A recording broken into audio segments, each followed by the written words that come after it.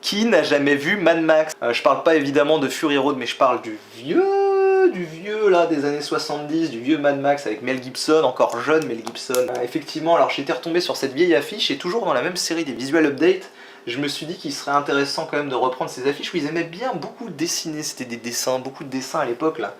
Et je me suis dit que ça serait bien de la reprendre et de la faire en mode actuel. Alors pareil, même défi, même problème, retrouver les images originales du film et les banques d'images, c'est pas facile.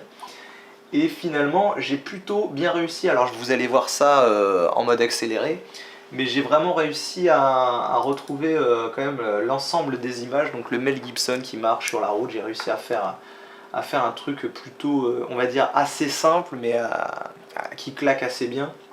J'étais obligé de recoloriser Mel Gibson parce qu'en fait je suis parti de cette image là. Très beau gosse d'ailleurs. Très beau gosse. Ensuite découpage de la bagnole. Alors ça c'est marrant mais je pense que je suis retombé sur une espèce de modèle. Sur une espèce. On dit une espèce. Sur une espèce de modèle. Je sais pas si c'est refait ou si ça appartient au studio, j'en sais rien. Mais ce modèle là qui était plutôt intéressant, plutôt détaillé, en plus plutôt de qualité pour le remettre sur la route. Et puis après j'ai fusionné quoi? J'ai fusionné plusieurs images pour le fond.